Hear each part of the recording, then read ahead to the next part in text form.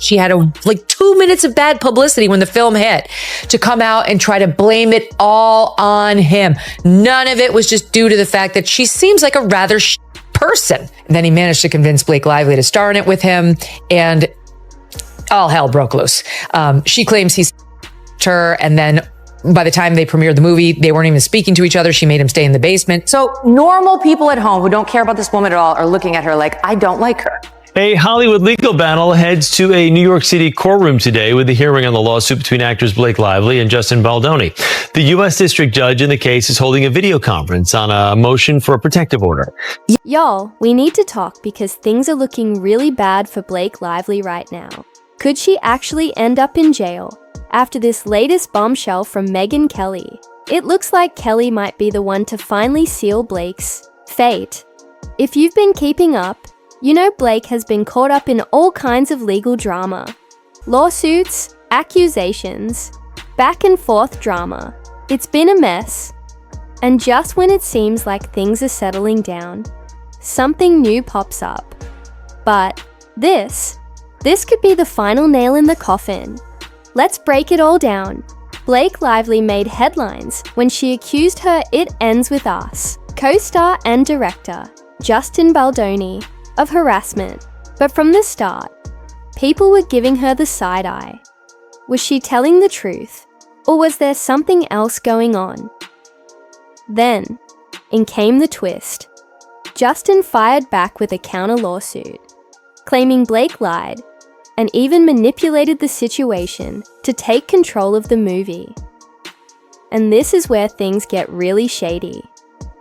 Despite Blake's serious accusations, a Hollywood intimacy coordinator is now saying, wait a minute, weren't y'all close before all this drama? Mia Shakar, who has worked on Lessons in Chemistry, Insecure, and Perry Mason, recently spoke about the feud in a Channel 5 documentary. And what she had to say, very interesting. According to Shakar, after reading their text messages, it seemed like Blake and Justin actually had a real bond at one point. If not a friendship, then maybe more. But that's not all. Shakar also pointed out something that might raise some eyebrows. She said, in my experience, when an actor says they don't need to meet the intimacy coordinator until filming, it usually means they trust their scene partner. So, basically, Blake seemed totally fine with Justin, at least in the beginning. If that's true, then why would someone who felt unsafe around their co-star refuse to meet with an intimacy coordinator ahead of time? Y'all know Hollywood productions take on-set safety seriously, especially for intimate scenes. So if Blake really had a problem with Justin, why not bring in the coordinator early?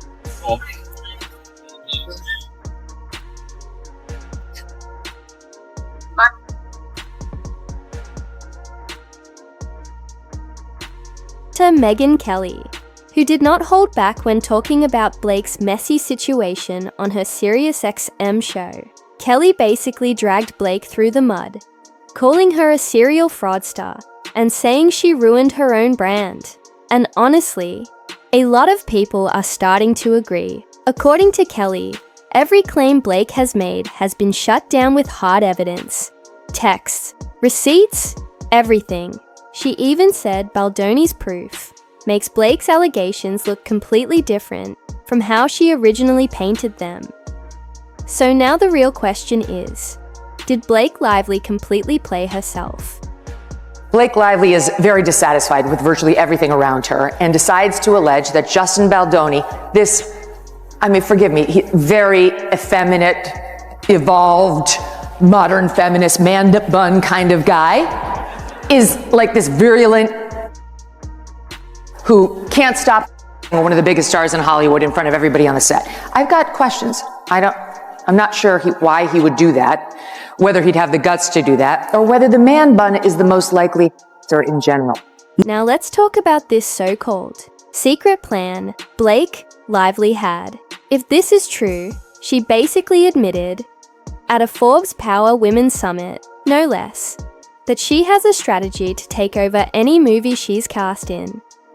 She straight up said she pretends to just be an actress at first. But once she gets the role, she starts making demands.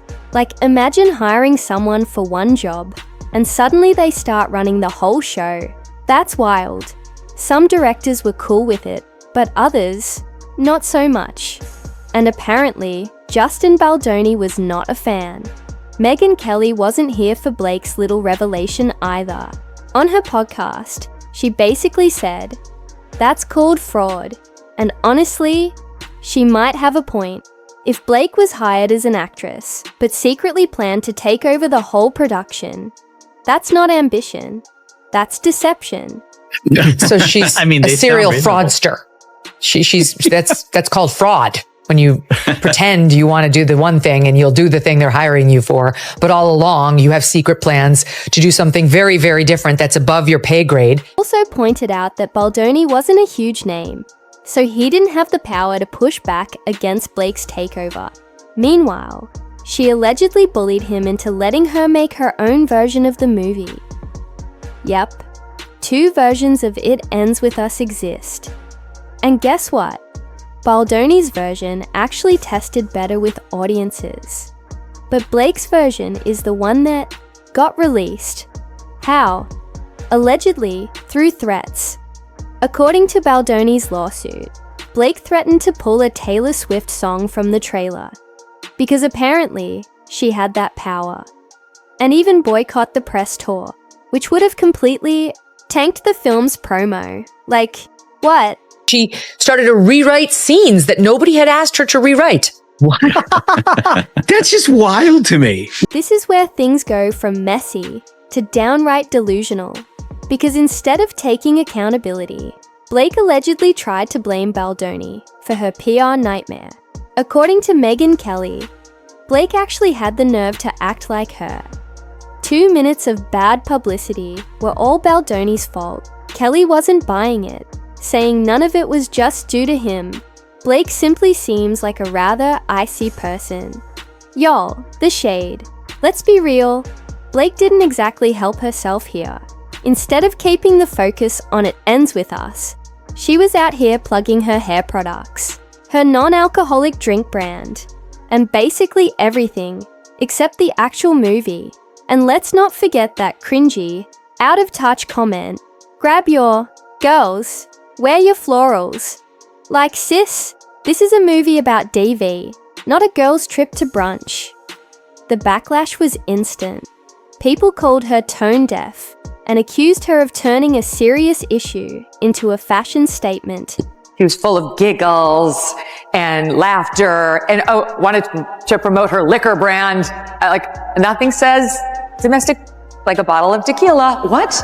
But instead of taking the L and keeping it pushing, Blake and Reynolds allegedly tried to make Baldoni clean up the mess. According to reports, Blake and Ryan actually drafted a public apology and wanted Baldoni and his production company, Wayfarer Studios, to release it, as if they were the ones responsible for Blake's PR disaster. And of course, Baldoni's team was like, absolutely not. Make it make sense. How is this his problem now? People don't usually agree with Megyn Kelly on much, but she might be onto something here. On her podcast, Kelly went all in, even comparing Blake Lively to Amber Heard. And y'all know that's not a comparison you want right now. Kelly said, "She does appear like an Amber Heard to me. And let's not forget, Heard's defamation trial in 2022 was one of the biggest celebrity downfalls ever. She lost millions after the court ruled she had defamed Johnny Depp. So for Kelly to even put Blake in that same conversation, yikes. And let's not forget, Justin Baldoni isn't just suing for damages. He's coming for everything. He's asking for $400 million in damages. He's accusing Blake, Reynolds, and their teams of spreading false, edited information to ruin his reputation. He's even suing the New York Times for libel, claiming they cherry-picked text messages to make Blake's case look stronger. And now, Baldoni has taken matters into his own hands.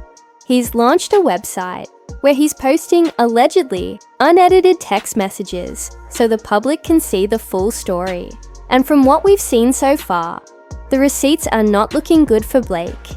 The messages Baldoni has leaked have poked massive holes in Blake's harassment claims, and her own words about her secret plan to take over the movie are making it even harder for people to believe she was a victim in all of this. At this point, the question isn't just, is Blake Lively lying? It's, how bad is this about to get for her? Because if Baldoni wins this lawsuit, Blake and Ryan could be out millions, and her reputation might never recover. And if any of these claims cross into criminal territory, that's when things get real. According to legal docs, Reynolds filed a motion to dismiss, arguing that Baldoni's lawsuit doesn't actually prove he defamed him. Instead, Reynolds' lawyers claim that Baldoni's list of grievances is just an attempt to shame him for being the real-life version of the man Baldoni has built his brand pretending to be. So basically, Ryan is saying Baldoni is just jealous. But Blake wasn't about to let Ryan fight this battle alone, because she filed her own motion to dismiss. Lively called Baldoni's $400 million lawsuit a vengeful and rambling mess, accusing him of using the legal system just to get revenge. She even demanded the court throw out all claims against her with prejudice, meaning Baldoni wouldn't be able to refile them.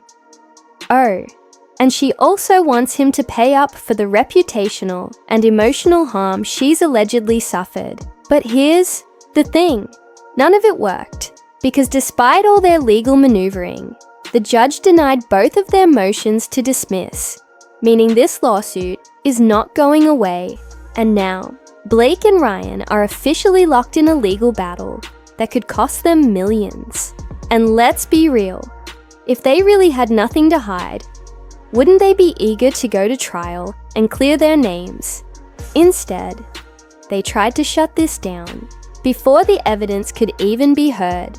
Blake Lively knows she messed up, because when you're bringing in former CIA officials to do damage control, that's not just a PR problem, that's a full-blown crisis. According to reports, she's hired Nick Shapiro, a former CIA Deputy Chief of Staff and Senior Advisor to ex-director John Brennan, to help her navigate this legal mess with Justin Baldoni.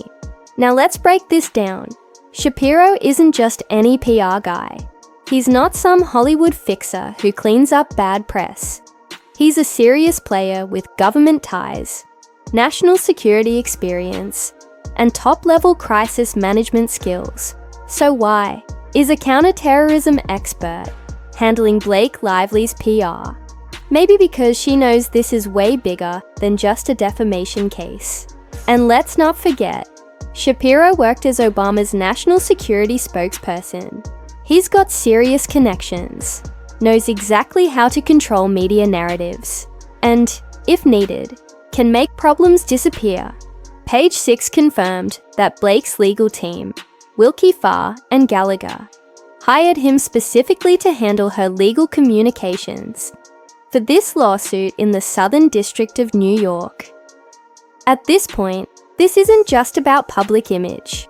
It's about protecting Blake at all costs. If she were truly innocent, would she need an ex-CIA agent to handle the fallout?